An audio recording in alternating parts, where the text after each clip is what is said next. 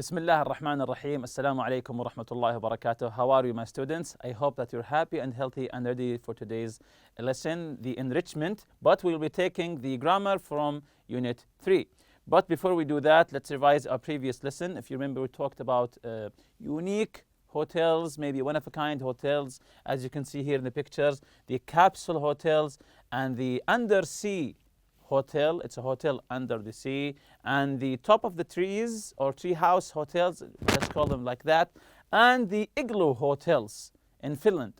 The igloo hotels, whether it's a glass igloo or a snow igloo. Of course, which one do you find really intriguing? Which one interests you? So this is up to you.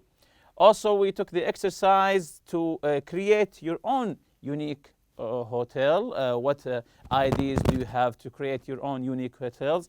For example, these are some of my ideas: to have a water slide, maybe a movie theater or a cinema inside, a library for people who would prefer reading than watching movies, and maybe a football pitch to play football there, maybe have some tournaments. Why not? So these are some of the ideas to create a unique hotel. Of course, it's all up to you and your opinion.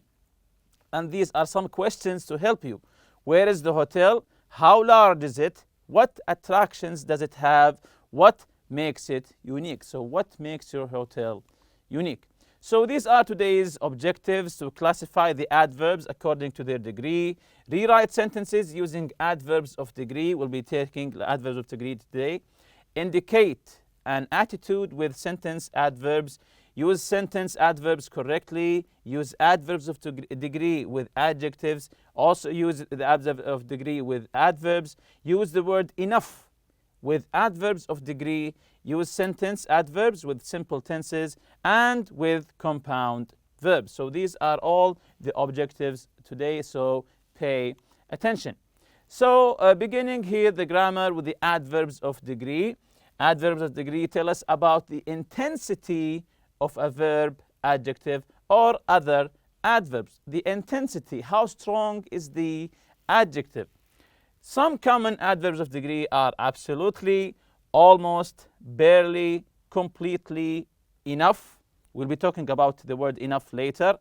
Extremely, hardly, just, nearly, quite, rather, scarcely, so, to, and very. So again, the adverbs of degree show the intensity of a verb or an adjective. So when you say Ahmed is late and you say Ahmed is very late, there's a difference here. So the intensity of the adjective here is different. Late is not like very late. Also, it's not like too late. We'll be talking about that later. Also, the adverbs of degree usually go before the main verb they modify. So they come before the main verb, not after. Before the main verb they modify. For example, here, I've almost finished packing. I've almost finished packing. So you can see here the word almost came before the main verb finished. I nearly missed my flight. I nearly missed my flight. So we can see here that it came before the main verb they modified. The second one here, adverbs of degree usually go before the adjective or adverb they modify. So this is this one that we know, that it comes before the adjective or the adverb. The travel agency was extremely helpful. Extremely helpful. He read the map very carefully. Very carefully. So we know that it comes before the adjective come before it comes before the adjective or the adverb they modify. We say very big or very small. So we know that the adverbs of degree come before the adjective or the adverb they modify. When enough is used as an adverb of degree, it's placed after adjectives and adverbs. So we're talking just about the word enough here. It doesn't come before, it comes after the adjective or the adverb. Is your coffee hot enough? For example, when you say the coffee is not hot enough, is not hot enough. So it came after the adjective hot. you're not speaking loudly enough. When you say to your teacher, you're not speaking loudly enough. So loudly here, the adverb, you put the word enough after the adverb. So just the word enough comes after the adverb, just come after the adjective or the adverb. So what's the difference between too and very? There's a difference between too and very. For example, when you say very expensive and too expensive, there's a difference. When you say very late or too late, there's a difference. So what's the difference between too and very? Very simply means extremely. Very, it's an intensifier, of course, simply means extremely. Too means more than necessary.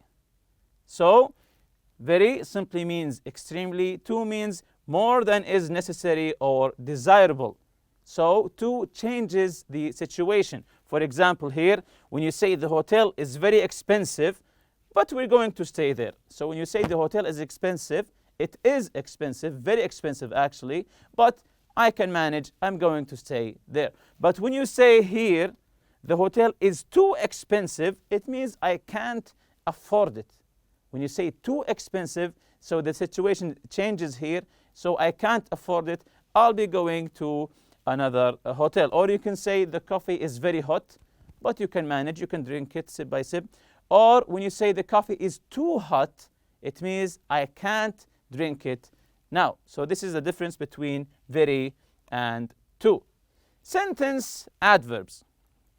Sentence adverbs modify an entire sentence, or a whole clause within a sentence. They indicate the attitude of the speaker. Focus on this here. They indicate the attitude of the speaker. Some common sentence adverbs are actually, admittedly, apparently, certainly, clearly, evidently, frankly, honestly, naturally, obviously, officially, presumably, probably, undoubtedly, if you remember it, fortunately or unfortunately. So these are some sentence adverbs. They indicate the attitude of the speaker. So the speaker who chooses this word, this is what he has in his mind to say about it. So let's take some examples here of sentence adverbs. Some sentence adverbs usually go at the beginning of the sentence. Some of them come in the beginning of the sentence. When you say frankly, I'm disappointed in the quality of this hotel. So when you say frankly, this indicates the attitude of the speaker, which is he's being honest here, frankly, admittedly. When you say admittedly, it means that you admit something. So this is what it's mean to indicate the attitude of the speaker. When the speaker begins here with the word frankly, so now you know he's going to give his honest opinion about something. Frankly, I'm disappointed in the quality of this hotel. Other sentence adverbs can go after the verb be, here, before simple tenses of other verbs, or after the auxiliary verb in a compound verb. Again, we have three situations here: after the verb be, before simple tenses of other verbs, or after the auxiliary in a compound verb. So, for example, here, you are obviously having a good time. You are, this is be here, you are obviously having a good time. Obviously, something right in front of me, I can see it. You are obviously having a good time. He certainly spent a lot of money on this trip. So this one is before simple tenses. This is simple past. He certainly spent a lot of money on this trip. Certainly, it means that the attitude of the speaker here, that he is sure about this matter. He is sure about something. He certainly spent a lot of money on this trip. The flight has undoubtedly left by now. The flight has undoubtedly left by now. So it came after the auxiliary in a compound verb. The flight has, this is the auxiliary. Find more examples in the articles on pages 34 and 35. 5. So let's get back to the articles and find more examples there. Let's listen to the first one here. Jules Undersea Lodge. Florida, USA. Undoubtedly, most people have never been to a hotel like Jules Undersea Lodge before. This extremely unusual hotel, located in Key Largo, Florida, is on the ocean floor. Guests scuba dive to the hotel's one unit, which is over 19 feet, 6 meters, below the surface. The unit includes 2 bedrooms, a television, and 50-inch, 127-centimeter, circular windows that offer views of passing sea life. So, where's the example here? Yes, that's correct. The first word actually here, undoubtedly. Undoubtedly, most people have never been to a hotel like Jules. So, undoubtedly, which means without a doubt, the attitude of the speaker here that he is sure about something. So, the second article here, let's listen to it together. Arraial Amazon Towers Hotel Manaus, Brazil. Arraial Amazon Towers Hotel in Manaus, Brazil, is the world's largest commercial tree house. Amazingly, Arraial's towers are built at the level of the rainforest treetops, about 72 feet, 22 meters, in the air. The towers are linked together by 4 miles, 6 kilometers, of wooden catwalks. This very unusual setting gives guests the unique opportunity to experience the plant and animal life of the rainforest canopy while leaving the rainforest's ecosystem undisturbed. So, can you find the example in this article? Okay, let's see it together here. Of course, it's the word amazingly. The attitude of the speaker that he is amazed, he is surprised, amazingly, from the word amazing. Amazingly, Arraial towers are built on the level of the rainforest treetops. So that's the amazing thing here, that the hotel is built on the tree tops. The last one here, the Kakslauton Hotel in Finland. Let's listen to it together. The Kakslauton Hotel, Lapland, Finland. In the heart of Finnish Lapland, 155 miles, 250 kilometers, north of the Arctic Circle, lies a truly magical place. The Kakslauton Hotel offers guests the opportunity to stay overnight in either a snow or glass igloo. Those who choose the glass igloos can enjoy the night skies and the stunning northern lights from the comfort of their own bed. Luckily, the hotel provides cozy, extra warm sleeping bags for the guests who choose to sleep in snow igloos. So, where's the example here? Okay, let's look for it together. It's the word luckily. From the word luck. Luckily, so the attitude of the speaker here, he's expressing the luck that you have here. Luckily, what's the luck here? The hotel provides cozy, extra warm sleeping bags for the guests who choose to sleep in a snow igloo. So this is why he said luckily. So exercise A, rewrite each sentence to include the adverb of degree. The first one is already done here. We have recovered from our trip and the word almost. So we say, remember to put it before the verb. We have almost recovered from our trip. This is actually an extremely easy exercise here. Just put the adverb of degree in the correct place. Number 1, we ate anything on the airplane. We ate anything on the airplane, and the word hardly. So, how do we rewrite the sentence using the word hardly? Yes, that's correct. We hardly ate anything on the airplane. That's correct. We just put it before the verb. We hardly ate anything on the airplane. So we just ate a little bit. We barely ate anything. Number 2, the food was bland for me. The food was bland for me. So, yes, that's correct. The food was too bland for me. Maybe he didn't eat it. The food was too bland for me. Number 3, the flight attendant dropped my meal on me. And the word nearly, the adverb of degree, nearly.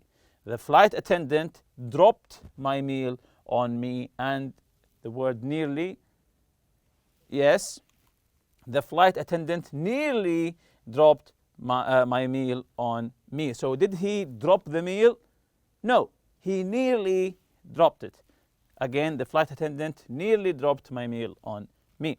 Sleeping on the train was uncomfortable, and the word rather. Sleeping on the train was uncomfortable, and the word rather. Yes, that's correct. Sleeping on the train was rather uncomfortable. Number 5, we were exhausted by the end of our trip, and the word absolutely. We were exhausted by the end of our trip, and the word absolutely. Yes, we were absolutely exhausted by the end of our trip. We were very exhausted, absolutely exhausted by the end of our trip. Last one here, the airplane seat wasn't big for me. Wasn't big for me. Maybe it was big, but not for me. Why? And the word enough.